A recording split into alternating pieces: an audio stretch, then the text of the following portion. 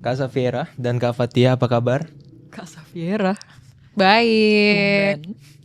Udah lama banget kita nggak ketemu sebenarnya. Dan ini juga podcastku yang pertama sejak berapa lama. Cuma akhirnya ya kita semua lagi ada di Jakarta ya. Karena Betul. kita tuh punya journey rantau masing-masing. Benar. Betul sekali. Pasti ada di negara apa gitu. Pasti random aja tiba-tiba gak di Indonesia lagi. Jadi persentase Iya buat lagi. ada di satu tempat kayak begini tuh cukup Jarang sekali. Betul. itu cukup langka ya. Benar.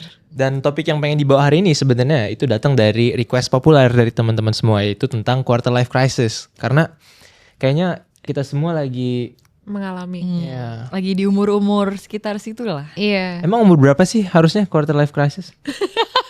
Kata orang 25 ya. 25. Kalau umurnya 100, Kak. Kalau umurnya 100 ya. Kalau umurnya 60? Nah hitung sendiri. Nah. Berarti udah Sendiri. lewat. Iya, udah lewat. Makanya kayak kalau aku sendiri sih ngerasain quarter life crisis ini tuh mulai pas di tahun terakhir kuliah kan. Mostly gara-gara mulai ngelihat kalau dulu teman-teman yang seangkatan nih udah pada mulai settle di hidupnya masing-masing. Misalnya udah ada yang kerja S2, ada yang berkeluarga. Jadi ngelihatnya tuh kayak kok kita kayak belum ada jawabannya ya. Biasanya triggernya itu. Betul. Kalau kalian gimana? Sebenarnya mirip-mirip sih, kita kan juga seumuran kan. Iya. Kalau gue sih juga kayak di semester akhir.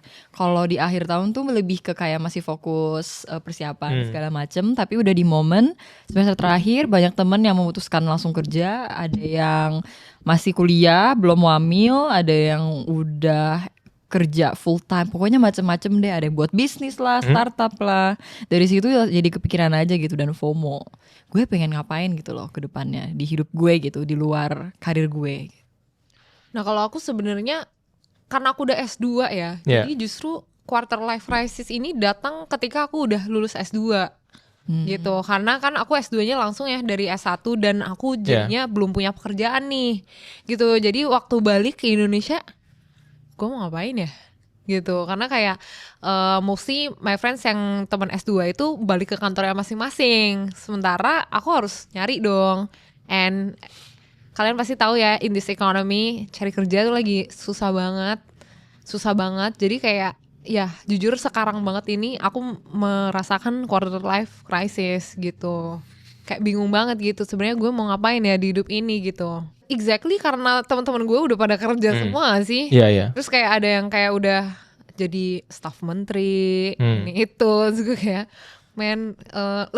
lebih ke karena kayak kan gue udah lulus S2 dari kampus top ya. Masa gue nyari kerja susah? Itu sih juga trigger utama juga ya at the Iya. same time. Jadi mempertanyakan credibility ku sendiri gitu loh. Jadi kayak sebenarnya ini emang ekonomi lagi susah atau kayak kemampuan aku emang belum memenuhi atau gimana sih sebenarnya gitu. Tapi kadang aku ngerasa itu reality yang dihadapinnya tuh kayak kan banyak teman yang masuk atau kuliah di univ top di Indonesia juga kan.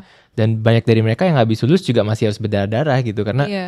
ya problemnya itu bukan di skill mereka atau kemampuan mereka tapi Tapi memang secara marketnya tuh lagi. benar secara banget structure tuh aja jadi ya. susah banget. Jadi Iya. secara sistem tuh memang udah sulit. Bahkan ya loh Kak, kayak banyak kenalan aku yang kayak bahkan dari S1 udah top uni.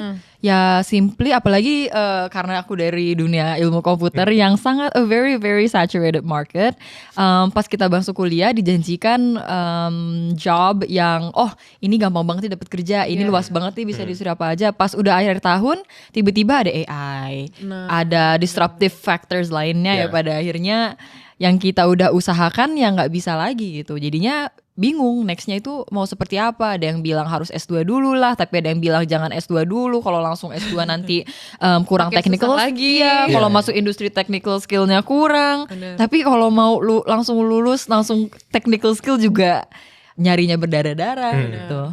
Nah ini satu hal yang gue notice waktu kemarin tuh ngobrol sama Sandi juga kan. Kan kalian dari computer science ya. Iya. Atau ya di ranah situ lah.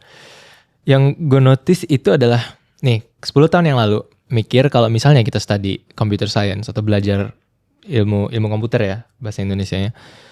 Itu bakal secure gara-gara di mana-mana itu di report-report ternama dunia juga katanya ilmu ini bakal jadi ilmu masa depan kan. Betul. Tapi setahun 2 tahun ke belakang ini kita lihat kayak terdistract sama AI banget. Jadi itu menarik sih. Kayak perasaan apa yang kayak lu ngerasa lu lewatin waktu pertama kali mulai ngeh bahwa oh mungkin ini nggak se-secure dulu? Mungkin kalau misalnya ngomongin di konteks computer science untuk itu, sebenarnya awalnya gue juga pikir yang sama gitu. Tapi pas dipikirin lagi, itu adalah karena dari awal kita masuk kuliah, kita itu udah didoktrin untuk kalau misalnya kamu ambil computer science, ya pada akhirnya kamu akan end up jadi engineer, data engineer, jadi software developer, ya di tech itu lagi gitu jadi engineer. Tapi makin kesini kayaknya pas akhirnya mulai konten gitu, akhirnya aku sadar kalau CS ini I think it was not a wrong decision gara-gara alasan pertama juga aku ambil CS, there are so many transferable skills. Jadi semisal kamu mau end up jadi konsultan, kamu mau end up di business analis, kamu mau end up di industri biologi kah atau apakah, pasti dibutuhkan orang-orang yang punya skill di computer science. Nah, itu yang secara teori tapi kayak secara teori aku paham kalau bisa loh yang bisa ditransfer, tapi secara praktik kita nggak banyak diarahkan gimana kita bisa gunain transferable skill itu. Banyakan kita harus ya explore sendiri. Makanya itu salah satu alasan juga kenapa aku tuh memilih untuk juga mulai ngonten pas lagi kuliah, karena riset aku coba tapi kan kalau riset itu biasanya kalau kamu mau fokus banget, pada akhirnya kalau kamu pengen jadi profesor atau misalnya pengen di akademia, tapi aku juga belum yakin dong kayak umur segitu gimana bisa yakin kan. Tapi at the same time kalau mau jadi developer kamu harus begini, tapi kok pas dilihat marketnya gak ada pasti juga gitu loh. Akhirnya pas AI lagi marak-maraknya, aku juga lagi riset di AI, aku sadar kayak wah aku tuh harus punya advantage di sisi lain gitu. Makanya dari situ juga konten aku perkuat, network aku perkuat. Jadi aku pathnya itu bukan cuma satu adalah menjadi developer atau menjadi engineer, tapi bisa untuk macam-macam hal. Itu sih, cuma kayak masih concerning to be honest. Iya. Karena kamu masih punya keinginan untuk do something in that field? Masih banget. Aku tuh kayak emang passionate in tech, tapi lebih ke sekarang tuh gak sesimpel you get a degree, you get a job. Jadi sekarang mau jadi developer pun atau mau jadi ahli bidang technical itu pun tetap harus ya punya hal yang orang lain tuh gak punya, tapi mereka gak ngasih tahu halnya itu apa. Kamu harus trial dan error. Jadi kayak gitu loh. Bener sih. Dan aku juga ngerasa kayak rasa secure-nya itu selalu kejar-kejaran gak sih kita sama rasa secure itu ya. Kayak misalnya di posisiku sekarang mikirnya kalau misalnya 5 tahun yang lalu ngambil STEM atau computer science misalnya, mungkin sekarang life after graduation-ku bakal lebih kayak mulus gitu, lebih bisa kesana kemari. Tapi belum tentu juga kan ternyata. Nah makanya ternyata kita ke case-nya Vira, jadi kayak ada rasa secure-nya jadi geser lagi. Dan aku yakin kayak nanti kita nyampe rasa secure baru, dia juga geser lagi dan seperti itu terus. Iya kayak options-nya tuh emang kalau di STEM memang options-nya tuh makin banyak. Tapi sekarang karena AI juga jumlah positionsnya yang dibutuhkan makin sedikit. Jadi gak berarti kayak sama aja dong ngapain aku ambil STEM, gak gitu juga. Tapi memang jadi lebih kompetitif sih. Jadi kamu harus pinter ngestrategiin gimana kamu bisa dapet posisi itu atau bisa end up in that position, jadi gak lewat jalan tradisional. Nah, makanya aku juga kayak kita ngerasa kita cukup beruntung soalnya bisa dapet akses jadi content creator misalnya. Karena menurutku konten itu jadi salah satu katalisator di Indonesia. Kalau buat dari segi income dan juga naik kelas sosial ya. Kayak cepet banget dalam waktu berapa tahun tuh bisa ngumpulnya tuh banyak banget. Walaupun longevity itu hal yang lain ya. Jadi mungkin ya dalam membuat komentar kita nih ada sedikit aspek itu yang mungkin harus dipertimbangkan juga. Karena nextnya aku pengen bawa beberapa topik nih. Dan pengen... Sudah disiapkan oleh Bang Zahid? Tentu saja. Topik tentang berbagai macam hal. Mulai dari karir dan juga misalnya lifestyle. Sampai ke identity dan self-discovery. Wow. Yang pertama mungkin... Serius ya kak? Ya serius ya. Berat banget Kak. Aku beneran kayak dalam setahun ke belakang ini ada di posisi yang menurutku aku nggak pikir aku bakal ada di sana. Maksudnya kayak awal-awal kuliah tuh sangat-sangat optimis ya. Kayak sama lagi. Bisa nih gue. Iya kan? Mulai kuliah, Sukses iya. gitu Kayak kan. bisa mengukir masa depan gitu vibes-nya kan. Kayak masuk kuliah tuh kayak apaan tuh? Oh, quarter life crisis, I will avoid that. Gak bakal kalau Iya. quarter 5 gak bakal punya itu ternyata. Iya, kayak mikirnya dulu kalau quarter life crisis tuh adalah topiknya gen tua atau apa gitu. Iya. Atau enggak for people yang mungkin gak mempersiapkan dari jauh gitu. Iya, gitu kan. Tapi kayaknya tetap ditabrak juga ya semua ya. Ternyata. Iya. Sama aja guys. Makanya karena itu terinspirasinya jadi ngomongin topik ini terus. Karena emang impactnya aku kerasa sih di sehari-hariku. Tadi yang pertama tuh kita udah ngomongin soal kayak posisi saat ini ya. Dan satu yang pengen ku tanya sebagai follow up itu adalah kan ini banyak orang yang ada di posisi dimana mereka tuh lagi ngerjain sesuatu nih. Udah lama ngerjain sesuatu itu. Tapi mereka harus realistis. Cuma untuk realistis kemungkinan besar mereka harus ngerelain yang sebelumnya tadi. Misalnya mereka udah punya jalan yang stabil nih. Tapi mereka pengen ambil resiko. Nah kalau bagi kalian kira-kira kapan bagusnya atau kapan itu adalah tanda yang bagus buat ngambil resiko? Sebenarnya Silakan nggak dipikirkan. ada kayak kalau menurut aku sendiri sih nggak ada black and white answer sih, karena kalau udah ngomongin ngambil resiko itu kan kembali lagi ke individunya, ada berapa banyak tanggungan yang mereka pegang, apakah mereka sandwich generation, mereka ada di posisi seperti apa, dan juga misalnya apakah mereka punya safety net dalam bentuk finansial. Kalau aku sendiri sih, kalau aku personally tipe yang suka hal baru, suka ngambil resiko, tapi aku very kalkulatif. Jadi kelihatannya kayak wah nih orang berani ya ngambil kayak gini, tapi sebenarnya on the background dari lama aku udah nyiapin semisal a certain amount untuk financial comfort dari aku. Jadi semisal aku gagal, aku nggak sepenuhnya di bawah gitu, karena kan udah sulit banget kan untuk naik gitu kalau udah seperti itu. Terus aku juga consider apa yang aku sacrifice, atau misalnya baik itu waktu sama orang lain, sama keluarga. Terus apakah tanggungan juga, karena kan juga orang tua aku juga lumayan tua, berumur juga, jadi aku juga harus pikirin itu. Dan umur juga misalnya kalau udah punya anak kan beda lagi ya tanggungannya ya. Kalau punya anak kan pikirannya jauh lebih sulit, jadi ibu tuh susah banget guys, ngelihat dari kakak gue. Tapi kalau misalnya masih muda gini, ya sebenarnya menurut aku kalau masih muda itu lebih mudah ya untuk lebih tepat untuk ngambil risiko menurut aku, karena sadly how the system works adalah di umur-umur seginilah kita bisa dapat lebih banyak kesempatan, kita bisa dihitung sebagai produktif. Kalau misalnya ya kayak 30 kan sebenarnya kan masih lumayan muda ya menurut aku. Masih banget. Masih Masih, like sebenarnya. 30s tapi if you put it in a career ladder perspective, in a corporate perspective, kalau baru masuk di umur segitu udah terhitung tua. Lebih mending mereka ngambil orang yang up to date, yang baru lulus, yang fresh grad, and you can pay them much less. Iya kayak kemana tuh ada yang bilang, dan kenyataan juga sih di Indonesia masih ada banget diskriminasi umur itu. Betul. Apalagi di Indonesia aku juga baru sadar. Betul. Mau kerja maksimal umur 25. 30, Iya. Gue sekarang tahun ini tuh 24 makanya. Gue udah di atas 25 tuh Nah, gimana makanya, dong. Selamat mencari kerja ya. Tapi aku mau nerusin kayak pertanyaan soal resiko tadi. Kira-kira scale-nya ada yang berubah nggak sekarang? Kayak misalnya nih, dulu tuh aku pengen banget ngambil resiko. Kalau ada resiko tuh ambil aja. Iya. Betul. Cuma makin kesini makin kayak Hitung-hitung. kayaknya sehitung satu. Tapi juga udah mulai kayaknya aku nggak perlu seambisius itu gitu. Iya. Kemarin aku sempet ngobrol juga sih sama Vira kayak mungkin bedanya aku yang 5 tahun lalu sama yang sekarang tuh, dulu kayaknya pengen banget capain hal-hal yang gede, bermimpi tinggi kan. Iya. The world is endless. Iya. Iya. Itu. Iya. Cuma makin kesini tuh makin kayak perasaan ternyata hidup gue udah cukup ya.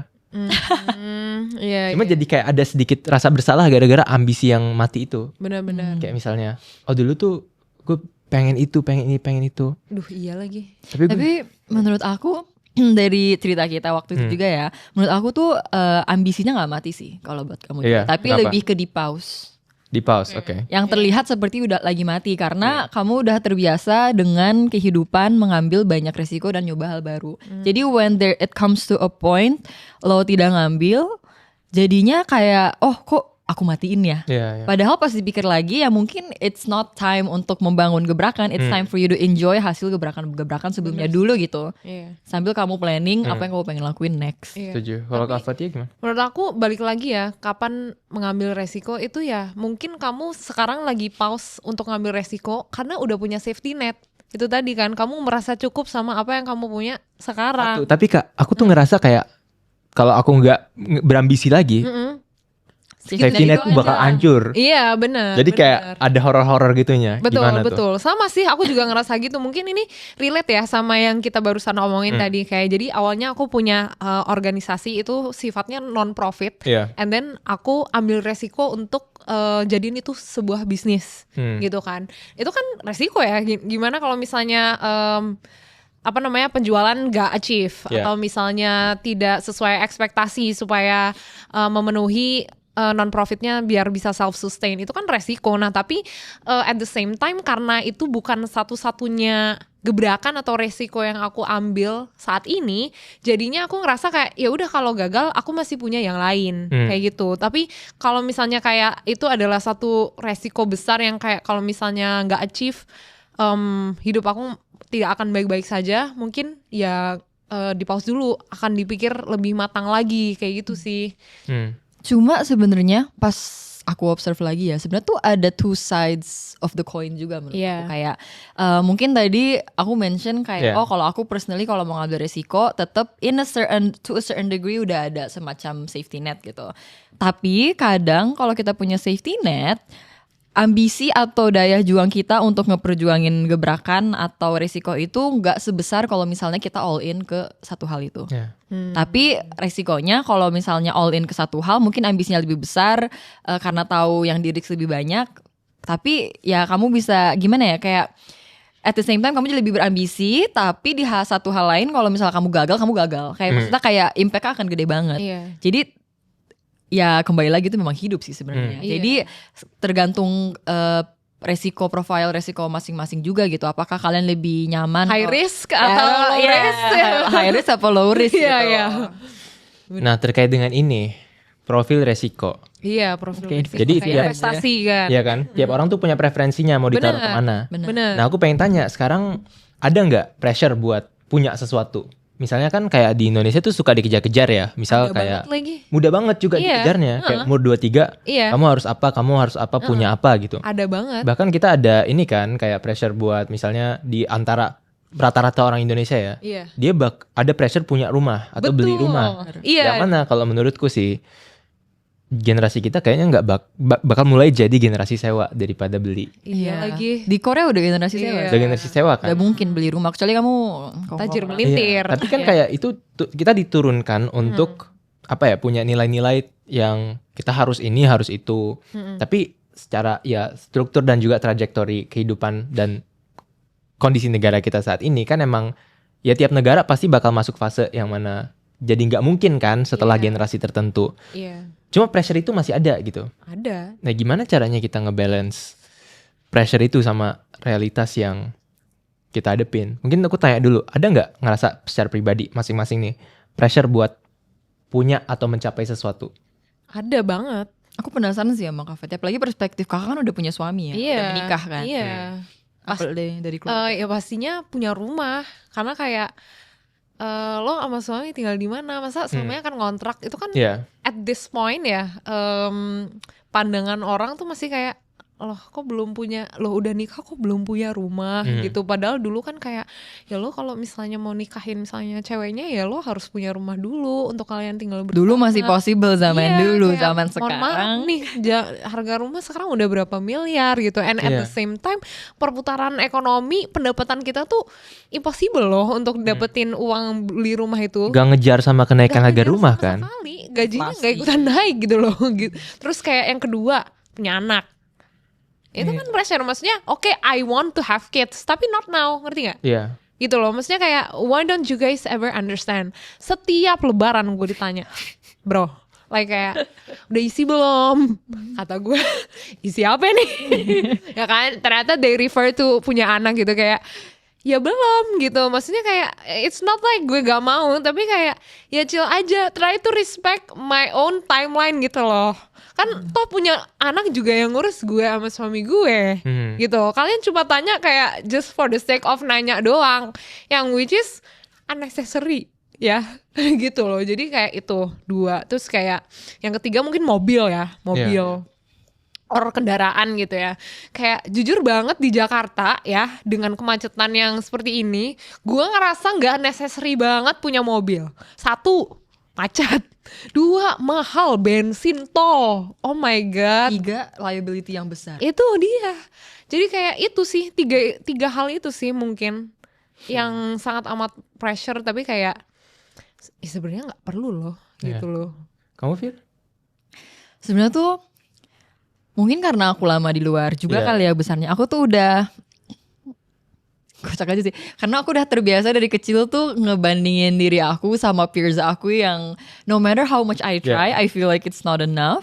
Sampai I've come to a point kalau misalnya let's say in that case gitu, oh Fir kamu kan udah umur segini, kapan nikah gitu misalnya, atau misalnya kapan S2, atau misalnya oh kapan kamu gini-gini kan, mas misalnya kayak ngomong gitu kan. Aku cara reaksinya itu adalah yang pertama, percayalah semua orang di dunia ini paling peduli dan sibuk dengan hidupnya masing-masing. Biasanya most of the time mereka ngomong seperti yang kakak bilang tadi ya karena mereka pengen ngomong aja. Tapi yang penting ngomong. Yang penting ngomong, dan mereka kayak put expectation aja ke lo. Tapi kayak pas dia udah ngomong kayak gitu dan lo nggak kerjain ya mereka nggak akan follow up lagi sampai kecuali ibu gitu loh atau gimana. Kecuali ya dia ketemu kamu lagi gitu. Dan ingat aja apa mereka kalau ngomong gitu semua mereka hanya ngomong di lingkar luar kalian. Akhirnya yang ngambil resiko, yang ngejalanin semuanya, yang menjalankan hidupnya itu ya kita. Misalnya kamu ke pressure pengen nikah gara-gara orang bilang cepet nikah. Akhirnya kamu buru-buru nyari pasangan. Pasangannya salah. Yang bakal hidup selamanya sama pasangan itu siapa? Kita kan? Bukan emak-emak pas lebaran yang bilang kamu kapan nikah kan? Exactly. Jadi kembali lagi taruh diri kamu sendiri itu pertama. Put yourself first. Iya, jangan gara-gara that slight discomfort dari orang lain untuk menuhin ekspektasi orang lain di mana mereka itu akan sibuk dengan hidup mereka masing-masing, kamu jadi pusing sendiri. Itu. Dan sebenarnya juga dan karena aku lama di luar, kebiasaan juga ketemu teman-teman yang hidupnya itu unexpected, kayak misalnya tiba-tiba tinggal di sini, tiba-tiba tinggal di sana, tiba-tiba as she was doing something ketemu pasangannya. Aku juga belum the idea of lo harus udah settle, harus udah punya rumah, harus udah punya gini, itu juga nggak terlalu kuat di aku. Yang penting aku udah punya financial plan yang jelas. Jadi one day di saat aku udah ingin settle, misalnya udah punya suami, udah punya anak, aku bisa gitu. At least gak dari nol. Tapi kamu ngomongin suami dan anak mulu nih, apa gara-gara ada impact dari ngelihat Kak Bina? Kak Bina. Iya, karena mungkin dari kakak aku ngelihat dia tuh sebenarnya juga masih adventurous up to this point gitu. Cuma kan aku juga udah pernah kehilangan juga kan ibu aku. Terus at that point aku jadi refleksi juga gitu. Apa sih yang aku pengen kejar di dunia ini? Karena kan juga salah satu aku pengen seperti ini kan juga karena ibu aku gitu. Jadi at one point aku juga suka mikir what do I do now gitu. Because one of the reasons I work hard ya di dunianya udah gak ada gitu. Terus at the same time setelah observasi Kak Sabrina juga ada like hidup kamu itu rasanya beda banget kalau kamu udah punya anak dan nggak bisa dijelasin tapi harus dilewatin. Dan aku lihat dari perilakunya Kak Bina juga kayak dia jadi lebih prioritasiin yang penting keluarga bahagia, yang penting mereka cukup. Terus ya kadang-kadang kalau merasa pengen fulfilled ya sekali-sekali membuat sebuah gebrakan. Walaupun menurut aku Kak Sabrina agak lain ya, dia mau dia bilang udah lumayan mau settle, dia juga masih macem-macem gitu ngerjainnya. Nah, oke. Alarm. Aku kok ada alarm jam segini? Mohon maaf ya. Tunggu, oke. Kak Fatia kan tadi katanya lagi nunggu ya, nggak mau kayak ngubris lah ibu-ibu di Lebaran tadi. Nah, aku pengen tahu tapi kalau Vira kan posisinya sekarang tuh udah ngelihat contoh nyata yang deket dari orang deketnya. Tapi kalau Kak Fatia kan lagi ngejalanin sendiri nih. Aku pengen tahu sih sebenarnya kayak decision making pointsnya tuh apa aja yang alias pertimbangannya lah. Untuk buat delay atau katanya dalam bahasanya kan menunggu. Oke. Sebenarnya lebih ke simple deh, finansial aja. Maksudnya when you add up one more person to the household, ya ketika ada satu orang tambahan di rumah tangga kalian, itu tuh bukan ditambah ya, tapi kayak dimultiply gitu loh. Jadi kayak lebih jauh lebih membengkak pengeluaran pasti gitu loh. Iya, itu satu. Itu satu. Terus kayak yang kedua, jujur aku tuh orangnya masih suka ngelakuin banyak hal ya, termasuk masih pingin lanjut studi lagi gitu kan. Nanti kalau misalnya gue punya anak sekarang, siapa yang ngurus gitu kan. Padahal perkembangan anak saat dia tahun-tahun awal gitu ya, sejak dia bayi banget sampai umur 3 tahun itu tuh krusial banget, dimana aku tuh pingin hadir present 100% for my kids gitu loh. Jadi aku nggak pengen aku punya anak just for the sake of punya anak, and then aku nggak punya time untuk ngurusin anak aku. No, aku nggak mau itu. Aku pengen kayak aku fully ready in terms of kayak waktu juga yang aku akan berikan ke anak aku gitu ya, mengasihi dan juga ngajarin dia segala macam. Aku pengen lihat dia every milestones-nya dia, bukan yang kayak oke, aku punya anak and then I titipin ke my mom atau ke mertua gitu. Itu kan. Jadi lebih ke karena masih banyak hal yang aku sama suamiku pingin lakuin di hidup ini yang mungkin dibayangin gitu ya, mungkin kayak waktunya itu akan sangat amat berkurang gitu kalau misalnya ngurusin anak, apalagi kalau newborn kan ya kebayang kan gitu. Ya, ongkos satu anak seumur hidupnya sampai dia bisa nyari uang sendiri itu berapa? Nah soalnya aku ngomong sendiri. Based on experience ya, aku 5 bersaudara loh. Sama loh. Serius? Iya. Iya, jadi kita semua aku 10 plus 13 orang. Iya.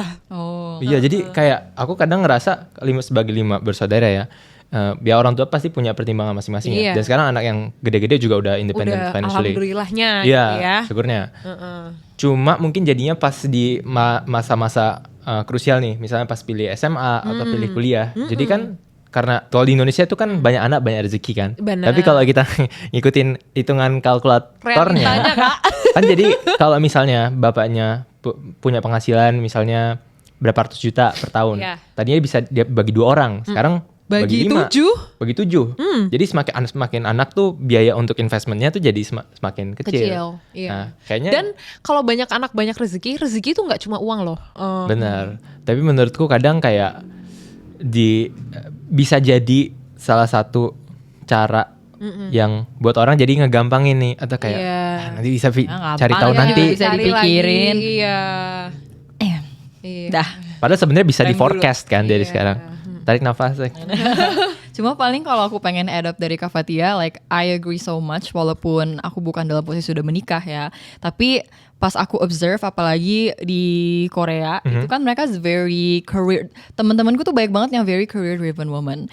Aku sendiri suka gitu, aku pengen one day punya keluarga harmonis, punya my kids and everything. Cuma yang aku sadar adalah being a present mother, because anaknya pengen kan jadi pengen gitu jadi present mother, being a present mother, but at the same time fulfill your own goals and fulfill society's expectations, itu sangat sulit, especially for women, because sistemnya itu tidak dibentuk untuk mendukung semua itu untuk wanita. Betul. Jadi mungkin tapi ini kan tergantung itu ya perspektif masing-masing ya. Mungkin untuk keluarga tradisional mereka memang ingin wanita-wanita atau anak-anak mereka yang perempuan tuh memang jadi ibu rumah tangga sih misalnya. And I feel like ibu rumah tangga should get more credit. Like kalian harus tahu berapa banyak skill yang dibutuhkan gedein anak, berarti masak, kan harus pinter kan, masak segala macem, multitasking ya bu. Betul. And then they don't get paid. Iya. Like they get paid from the husband though. If they provide well. Iya. Cuma ya itu kan itu topik yang kita bisa bahas on the jauh banget lah, tapi ini mungkin bisa jadi satu hal yang kalian bisa pikirkan, reminder gitu, kalian kenyamanannya di mana, karena kan kita ngomongin quarter life crisis nih, dan jujur decisions yang kita buat sekarang itu kan ngebentuk banget, apalagi kalau udah komitmen, udah menikah, udah karir, bisa aja kalian wanita karir udah susah-susah merasa fulfilled, your fulfillment is by doing your career, tapi one day because of making the wrong choices, atau misalnya dalam pilih pasangan gitu misalnya. Misal salah pilih pasangan, atau misalnya nggak begitu banget. mikirin apa konsekuensi dari beberapa decision kalian, akhirnya kalian nyesel tapi akhirnya dilimpaskan ke anaknya, kan kasihan kan. Like what did they ever do? They never really asked to get born. Makanya sekarang juga mungkin kita pada kaget-kaget ya sama makin sini makin banyak mungkin cerita-cerita entah dari dalam atau luar negeri, misalnya public figure yang kita tahu, yang kayak dulu kita kayak mikir ini adalah modelnya, tapi kadang tuh yang walaupun itu bukan sesuatu yang kita involve di sana ya, kayak kadang ngelihat ekspektasi yang dipatahkan itu jadi ngerasa ini bisa juga terjadi ke kita gitu. Ini juga reminder ya buat bapak-bapak, karena entah kenapa kayak mungkin salah satu yang bikin aku ngerasain ya waktu kayak merantau gitu, itu adalah kayak basic skillsnya jadi belajar. Ternyata aku baru tahu banyak orang yang nggak tahu cara nyuci piring. Iya, banyak. Tapi nyapu. banyak juga loh kayak bapak-bapak yang sengajain nggak tahu caranya, biar di take care gitu. Jadi sebenarnya bisa nih nyuci piring, tapi dependent sama istrinya gitu kan. Iya, tapi sengaja misalnya disisa-sisain minyaknya atau diapa-apain. Why though? Banyak banget yang kayak begitu. I know. Sedikit tentang mencari pasangan, makanya kenapa ini ngomongin life skills. Ya Allah, masa nyuci piring aja nggak bisa, gimana sih? Makanya I prefer. Jujur aku agak nggak bisa. Kayak I prefer to marry someone yang pernah ngerantau. Karena when you are ngerantau, lo hidup sendirian, ya lo mau nggak mau gain that life skill. Kecuali anak mami ya. Kecuali nggak, tapi kalau ngerantau biasanya nggak punya pembantu sih jujur Li. Ya mau gak mau harus belajar cuci baju sendiri, nyapu, ngepel, ganti spray kasur misalnya, masak. Nggak mungkin dong beli every time sehari 3 kali. Boros banget itu. Nah makanya kayak penting banget kayak ya kalau nggak ngerantau and punya that life skill then good for you gitu kan. Tapi kebetulan suamiku merantau waktu kuliahnya, dan sekarang tuh aku bukan yang kayak gue di rumah harus cuci piring, harus sapu, pel. No, kita berdua begitu guys. Kayak rumah tangga itu teamwork guys gitu. Jadi misalnya aku nggak ada pun dia nggak yang kayak, duh nanti aku siapa yang masakin. Ya karena I'm not a chef. Oke, jadi kayak ya kalau aku nggak ada, ya dia bisa masak sendiri gitu. Iya, makanya kayak ada beberapa temanku kan. Salah satunya juga Sadam kan sering kayak menyuarakan tentang ini juga sebenarnya. Cuma jadinya kita yang ngomong kayak gini itu terkesan kayak lihat nih pick me biar apa kayak disukai cewek-cewek dan semacamnya. Tapi sebenarnya kayak lebih miris aja sih maksudnya. Karena mungkin yang salah satu yang dikasih pendidikan itu adalah ya kita jadi ngelihat lebih setara kan. Jadi kayak ya kita ngelihat orang aja gitu. I feel like that should be the bare minimum. Iya, like, itu kayak harus dinormalisasi aja gak kayak sih? The bare minimum is to contribute to your household, bro. Exactly, iya benar. Anyway. Iya. Itu setuju banget. Kayak jangan duit doang. Makanya belajar basicsnya gitu. Iya. Karena orang mikirnya kan kayak cari nafkah, terus kasih uang, terus udah. Terus kita ngelakuin terkait dengan itu tuh tadi kita ada nyenggol sedikit sebenarnya soal ngerantau. Kan kita semua ada background luar negeri nih ya. Kita sama Matar, aku sama Kak Fatia. Betul. Vira semua udah tahu lah ya di KAIS. Dan sekarang kita semua lagi ada di Jakarta nih. Nah mungkin nih salah satu bagian dari quarter life crisisku adalah memikirkan aku lebih fulfilled di mana. Karena dua-duanya mau di luar atau mau di Indonesia itu punya plus minus yang menjanjikan. Benar. Nah, setuju banget sih. Apalagi nah, jadi sebenarnya guys, waktu aku S2 di Columbia di New York ya, siapa sih men yang nggak punya American dream gitu? Kayak siapa yang nggak mau tinggal di Amerika terus kayak making a lot of money, having a secure job and everything. Nah, tapi at the same time gitu ya, waktu aku juga berpikir apa gue settle di US ya, tapi at the same time pemerintahan Amerika juga at this point lagi nggak baik-baik saja gitu loh. Banyak sekali imigran-imigran yang walaupun sangat amat legal gitu ya izin tinggalnya, banyak yang ditangkepin dan juga dideportasi secara paksa gitu. Jadi kayak lagi nggak aman juga gitu ya. Terus kayak oke, akhirnya aku ke Indonesia berharap untuk kayak bisa mencari kerja itu tadi ya gitu, karena kayak di US juga lagi nggak stable, ternyata di Indonesia juga lagi nggak stable gitu. Nah jadi disitulah quarter life-nya, jadi bingung juga kayak, duh gue harus kemana lagi ya di dunia ini, kok di mana-mana itu bener-bener lagi nggak baik-baik saja. And at the same time mungkin kalau ditanya ya kayak kenapa nggak di Jepang lagi aja kak gitu, karena aku S1-nya di Jepang.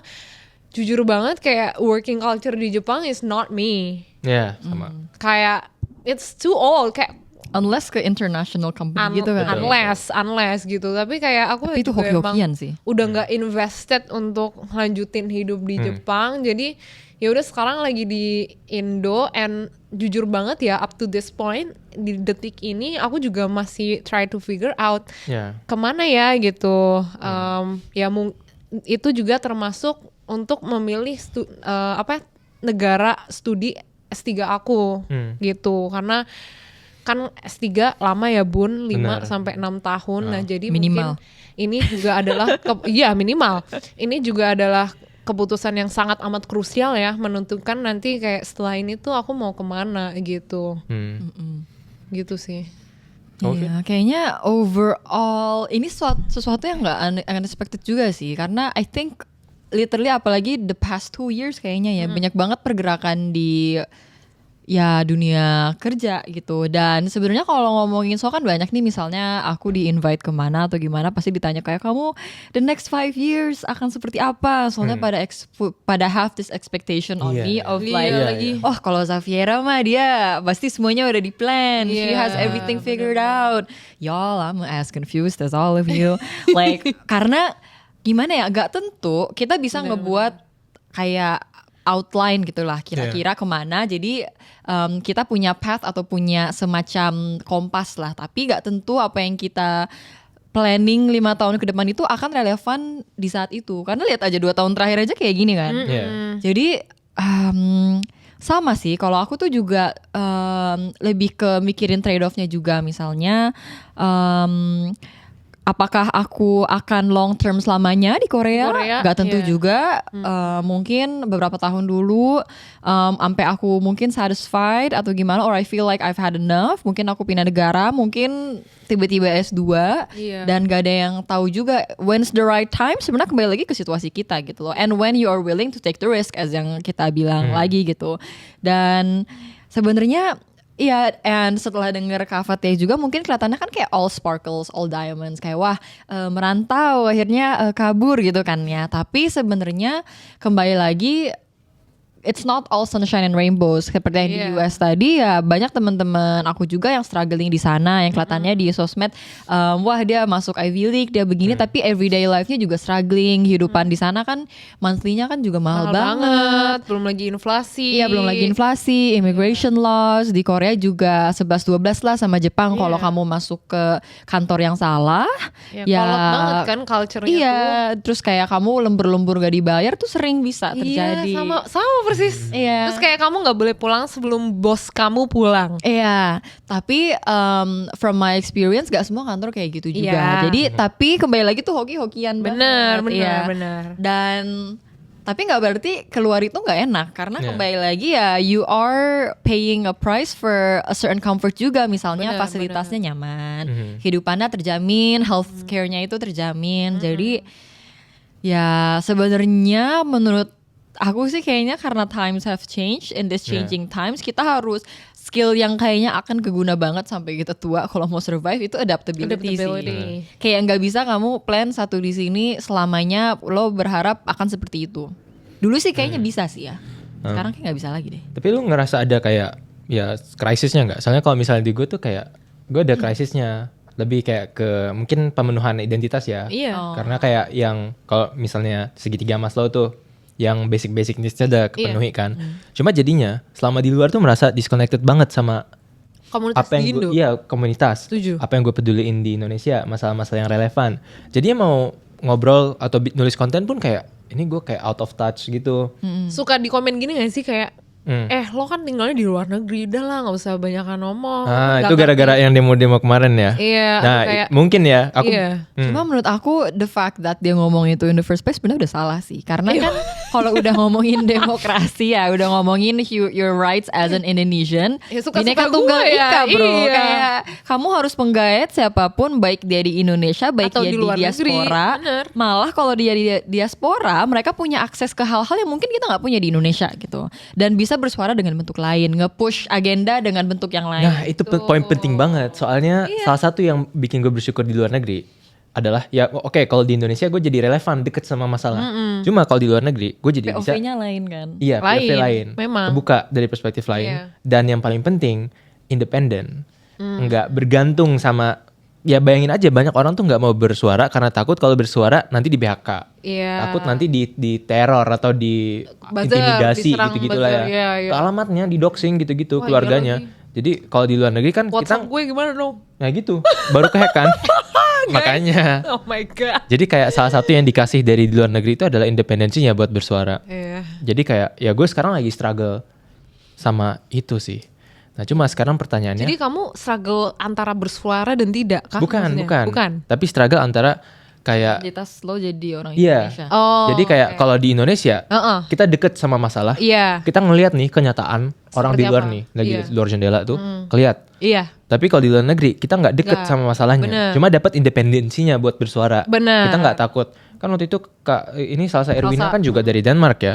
Jadi ada proteksinya yang berlapis-lapis, nggak bisa kayak diintimidasi begitu aja. Walaupun tetap dapat ya. Mau didatengin nggak bisa dong. Anda harus punya visa Schengen dulu dong. Ya, mungkin ke keluarga, tapi kan kayak cenderung lebih terproteksi ya. Benar. On average. Makanya kemarin tuh ada pembahasan kabur aja dulu tuh sebenarnya gue termasuk yang pro. Kabur. Tergantung karena kalau misalnya kita ngerasa top individual ya di Indonesia yang punya jiwa wirausaha tinggi, mungkin dengan di Indonesia kita bisa bangun bisnis yang ngebuka lapangan kerja kan. Tapi kalau misalnya case-nya adalah kita pekerja formal nih, misalnya kita perawat atau kita apa gitu pekerja formal lainnya, kalau dengan kita kabur aja dulu menurut gue itu bisa menguntungkan karena pertama jadinya nggak ada tensi di pasar kerja dalam negeri nih. Berkurang lah, bukan nggak ada, tapi berkurang. Misalnya ada satu kursi, ada 2 perawat. Kalau satu keluar negeri, kan jadinya yang satu bisa ngisi kursi itu. Dan dua-duanya tetap dapat kerja.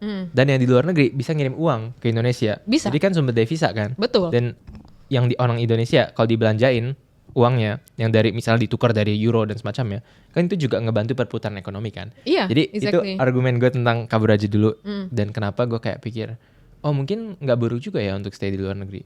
Cuma mungkin krisisnya lebih di kayak self fulfillment dan pengen nyari jawaban sekarang gitu yang kadang nggak harus ditemui sekarang. Nah pertanyaan selanjutnya, kalau kita lagi ada di krisis ini, apa yang sebaiknya dilakukan? Itu lebih ke kayak sekarang aku lebih open to opportunities. Tapi tetap dengan ideal kayak oke, selama itu tuh kayak relate, nggak harus yang relate banget kayak mungkin kayak public policy, as long as it is in the social field mungkin aku bisa open to that opportunity sih gitu. Kayak nggak limit myself aja mungkin kalau dari aku. Vira ada tambahan atau kita mau selanjutnya ini pengen nanya soal friendship sih. Friendship di dewasa ya. Karena ini berat banget jujur. Serius. Soalnya kemarin tuh aku baru bilang salah satu penyesalanku adalah ini aku kan tahun keempat ya. Walaupun ya udah telat 2 tahun juga. Dulu itu banyak kesempatan buat ya main lah sama orang gaul gitu. Dan salah satu penyesalanku adalah nggak manfaatin momen itu. Karena kan setelah lulus kuliah ya, bahkan di tahun keempat aja udah susah nyari orang yang kayak kita kumpul dan temunya frequent gitu. Jadi ngerasa kayak makin kesini makin gak ada teman. Dan kalau mau teman harus ikut apa, ikut itu, ikut ini, kan jadi capek sendiri juga. Bener. Jadi itu salah satu penyesalanku sih. Dan aku saranin kalau misalnya ada tempat di mana kita by design di situ ketemu orang-orang yang sama, manfaatin itu buat kenal-kenalan dan main. Kalau kalian ada nggak pengalamannya tentang friendships di usia dewasa ini? Kayaknya kalau maaf ya masih agak batuk serak haha. Lebih ke perspektif before and after graduation sih, apalagi di akhir tahun. Soalnya sebenarnya mungkin karena pas SMA minoritas, jadi merasa kayak wah kalau kuliah gue harus punya buat temen sebanyak-banyaknya. Waktu itu ada mindset di situ, dan mungkin karena ngelihat kakak kelas aku juga pas sudah sampai sana, kok mereka yang udah S2 atau yang apa sih udah sibuk masing-masing gitu loh. Terus kalau mau ngajak temen nongkrong agak sulit. Dan aku saying this from a place of luck juga sih sebenarnya, karena bisa dipertemukan sama orang-orang yang emang sefrekuensi. Karena kan pada bilang kan, oh di tahun-tahun pertama kuliah banyakin temen, cari sahabat, nanti kalau udah tahun-tahun akhir sulit loh. That's easier said than done. Bisa aja kamu sebisa mungkin ikut berbagai organisasi, kamu kenal sama orang, but they are not your friend gitu. Tapi kalau dari perspektif aku, yang pengen aku sharing di sini adalah gimana friendship itu harus di-handle atau di-maintain sebelum saat kamu masih kuliah dan kamu udah di dunia kerja gitu. Misalnya, dan aku juga saying this from a place, pasti Kak Fatia sama Zahi juga paham banget kan, kalau teman kita tuh juga dari segala berbagai macam belahan dunia. Benar. Mungkin orang Indonesia juga banyak, tapi mereka juga berkarirnya di macam-macam tempat gitu. Yang pertama adalah kita nggak bisa taruh terlalu banyak ekspektasi di teman kita. Bener. Kita harus actually align ekspektasi malah. Menurut aku kayak kalau kamu tipenya misalnya aku sama temanku ada sahabat aku satu di Eropa, satu di US. Tapi pas lagi kuliah tuh kita ketemu hampir berapa kali gitu seminggu. Tapi terus kita kayak selalu keep up with each other, selalu nanya kabar, selalu nanya next karir mau bakal gimana. Tapi sekarang kita paling 2 minggu sekali, sebulan sekali. Nah, tapi frekuensinya mungkin menurun, tapi kita udah komunikasiin dari awal, kita udah align kalau oke, kita tahu nih kita udah masing-masing akan sibuk, tapi kita usahakan tetap keep in touch, tetap nanya kabar, tetap merasa kalau kita ada buat sesama lain. Jadi kalau ada momen-momen besar, kita ngedukung. Misalnya dia udah lulus S2, dia mau lanjut S3, aku ada di sana gitu untuk ngedukung. Mungkin ngobrolnya nggak sepanjang dulu, tapi kita fit call sekali, walaupun fit callnya cuma 3 kali setahun, tapi kamu tuh present. Dan itu yang pertama. Yang kedua adalah kita jadi harus terbiasa dengan menghabiskan banyak waktu sama diri sendiri. Kalau apalagi kalau belum berkeluarga ya. Karena ya pasti most of the time, kalau I'm saying from like a traditional perspective, kan orang biasanya pekerjaan formal pasti kerja 9 to 5 and then their day is gone. Pasti banyak kan mereka bisa spend time-nya itu ya hanya setelah pulang kerja atau on the weekends. Dan on the weekends banyak kan orang juga spend sama family juga kan. Apalagi kalau kita kalau udah ada waktu luang pasti fokus ke pengembangan konten kan. Jadi kalau mau maintain relationship, and I hold on to that value up until now, and alhamdulillah sih semua teman-teman aku masih in touch, masih ada. Bahkan kalau aku ke negara apa, mereka ada. Aku juga nggak remang-remang banget mereka sekarang ngapain di hidup mereka, karena berapa kali sebulan mereka update, mereka udah masuk sini lah, mereka udah ngapain lah. Dan sekarang kan ada social media juga kan, kita bisa ngeliat updates mereka. Dan yang kedua ya lebih harus put effort, bukan cuma satu sisi tapi dua-duanya. Bener, gitu. Setuju. Karena mungkin pas kita kelas freshman, kelas 2 kita kayak buat temen tinggal kesini aja ikut udah ada gitu. Ini gak ada, kamu harus taruh effort. Sama seperti kamu buat lingkungan baru. Kan tadi kita kan bakal kemana-mana kan. Kalau udah di dunia yang adulthood ini, gimana kita bisa cari komunitas baru. Itu yang aku rasakan banget semenjak aku ada banyak keperluan harus balik. Aku kan lama di Jakarta nih, kayak bolak-balik segala macam. Terus sekarang tuh aku mikir, aku tuh siapa sih kalau aku lagi di Jakarta, di luar aku ada kerja, ada kewajiban. Aku tuh kayak main sama siapa, hangout sama siapa. Ya alhamdulillah karena COC juga aku jadi punya keluarga baru. Cuma kayak aku kalau mau ketemu orang-orang yang aku bisa hangout with yang baru, ya aku harus effort. I have to. You're not given the environment anymore. You have to make it. Harus dibangun kan. Gak bisa kayak langsung fall into place gitu. Iya, ya mungkin kayak ikut padel gitu kan, komunitas padel, jadi ada teman kan. Iya, kayak organisasi gitu kan. Benar, gitu benar. sih. Oke. Ya, kalau Kak Fatia gimana? Jujur aku tuh ambis banget ya. Gue nggak tahu kenapa gue orangnya ambis banget dalam segala aspek, termasuk ambis punya temen banyak. Gue juga sih ambis punya banyak temen. Gue inget banget dulu waktu zaman Facebook kita kecil, gue tuh ambis banget kayak pokoknya friends di Facebook gue harus yang paling banyak di antara temen-temen gue.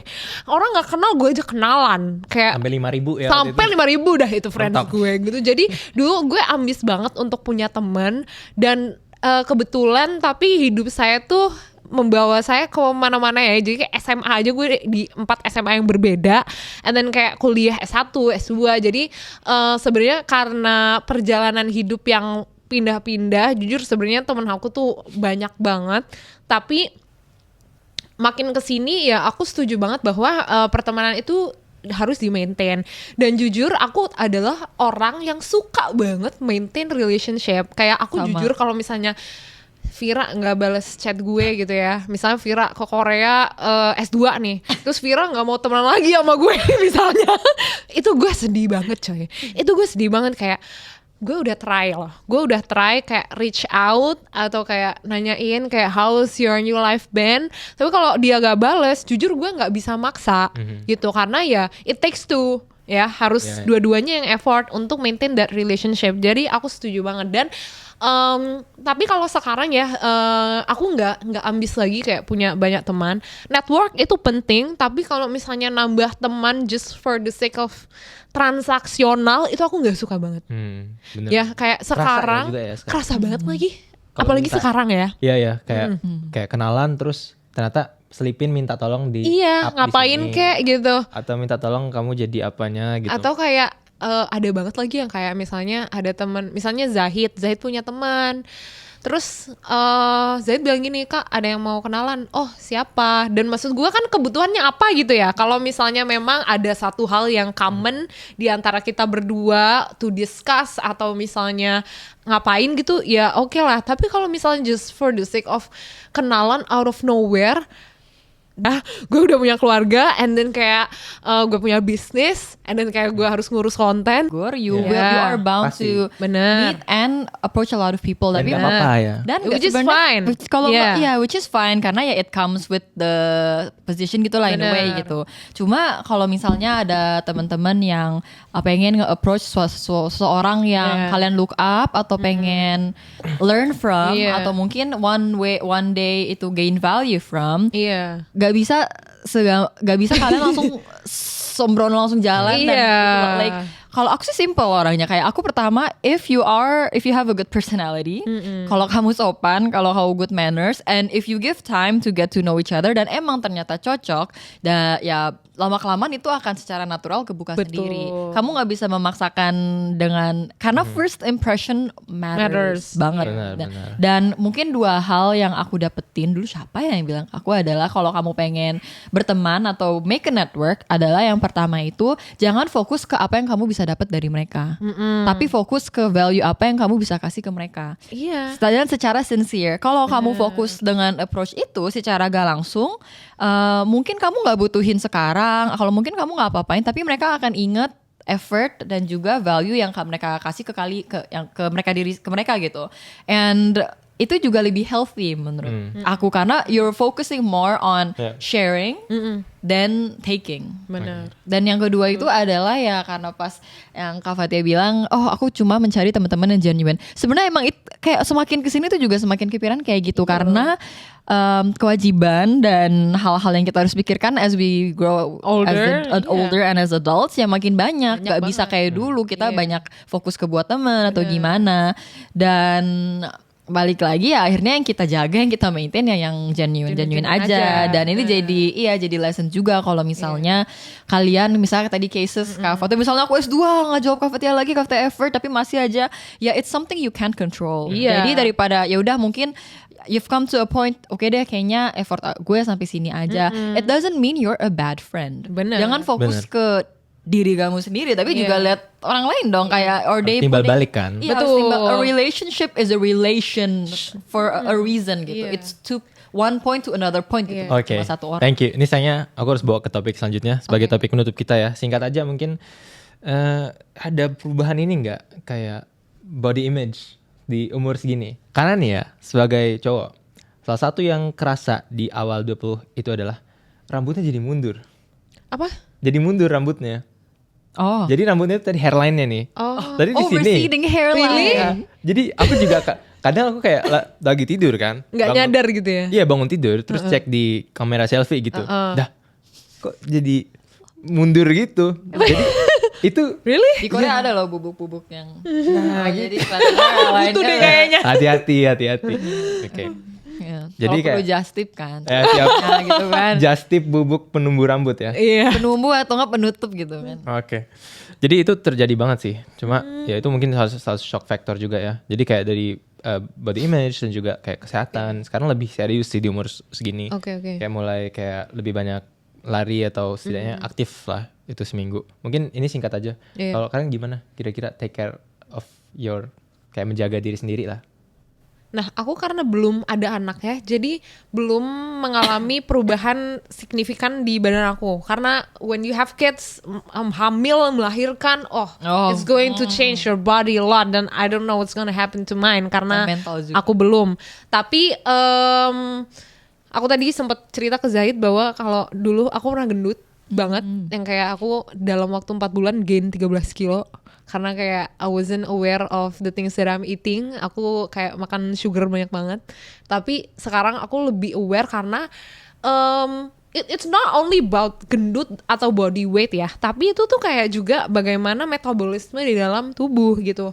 Nah karena waktu itu aku nggak aware sama sekali tentang makanan yang aku ini, jujur lebih rentan sakit gitu. Nah sekarang untungnya ya suamiku tuh juga bring good influence di wellness dan kesehatan. Aku jadi punya awareness tentang kesehatan aku sendiri. Jadi at the very least aku jalan kaki gitu ya, jalan kaki or jogging. But other than that, karena aku kepingin kayak melatih otot-otot aku yang lain ya Pilates gitu. Sama ya jaga makan sih, maksudnya nggak overly eating sugar kayak dulu lagi gitu ya. Terasa Sekarang banget sih perbedaan. Gitu sih. Kayaknya kalau Vira oke aja nih. Aku sih sebenarnya lebih ke perspektif aku dengan body image kali ya. Apalagi kayak Korea kan very lookism, appearance sangat dilihat. Tapi di atas itu sebenarnya dulu kan lebih ke kayak dia juga kayak gini, aku juga pengen deh kayak gini. Dibanding perbandingan, now aku tuh content with myself, lebih ke aku tuh kalau pengen ngerawat diri, I feel like kalau aku merawat diri aku tuh lebih nyaman juga sama diri aku sendiri, dan aku lebih fokus ke kesehatan juga.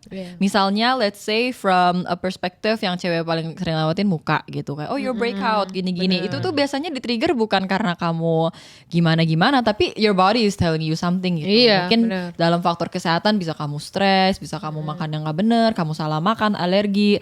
Jadi sekarang aku tuh lebih ke perspektif, if I take care of myself, misalnya kayak I do good things for myself, itu karena ya I feel better with myself gitu. I taking care of my body and everything, it feels better, dan long term kesehatan juga, karena makin kesini makin jompo sih guys. Iya jujur dia lagi sebenarnya jompo banget sih, Pak. Bener banget. I don't know why. Kayak kita masih umur 20-an loh. Dulu kita setiap semester pindah-pindah dorm, angkat box kayak masih kuat. Masih kuat. Sekarang masih sih, cuma agak ngos-ngosan sih jujur ya. Jompo banget sih sekarang. Oke, kalau gitu thank you ya Kak Fatia dan juga Safiera. Habis ini kita joget Tia Monica ya. Ajarin dulu ya. Oke, terima kasih teman-teman, sampai ketemu lagi.